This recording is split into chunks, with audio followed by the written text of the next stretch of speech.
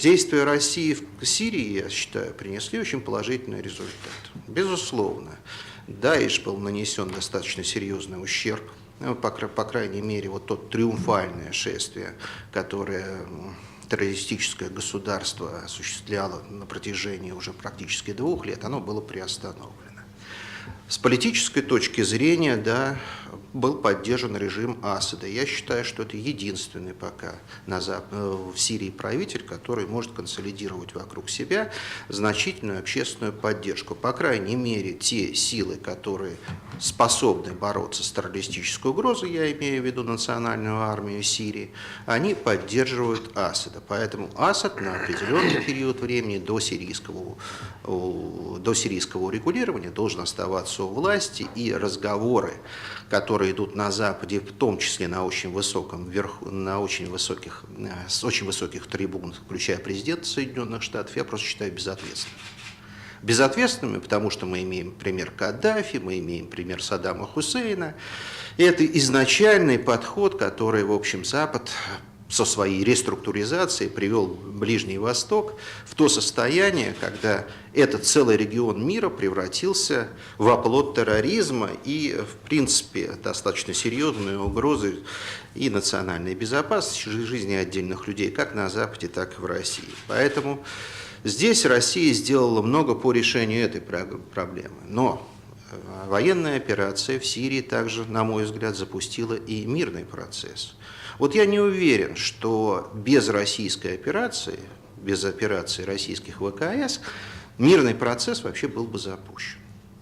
Это продолжалось уже достаточно долгое время и с таким же успехом до тех пор, пока не рухнул бы Дамаск, пока террористы не захватили бы всю Сирию, так бы и продолжалось. Вмешательство российских ВКС стало как раз тем фактором, который изменил и решительно изменил ситуацию в Сирии, приведя к тому, что различные конфликтующие стороны, кроме самых одиозных, теперь попытаются перейти в область переговоров, в область, по крайней мере, договорных каких-то обязательств.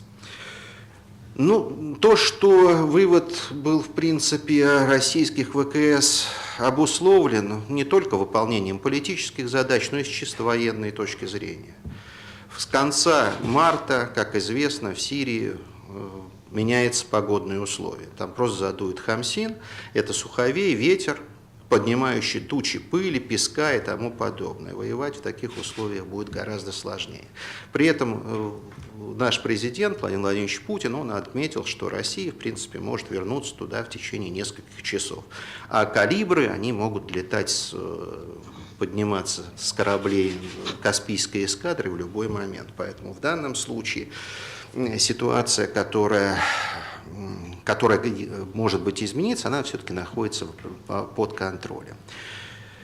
Приезд к нам Керри – это важный момент в нынешних взаимоотношениях между Россией и Соединенными Штатами, так как госсекретарь, скорее всего, конечно, будет обсуждать дальнейшие пути развития ситуации в Сирии. Возможный путь – это ее федерализация, против чего уступает и АСТ, и оппозиция, в данном случае единая позиция США и России могла бы способствовать разрешению целого ряда проблем, включая ту же курдскую проблему.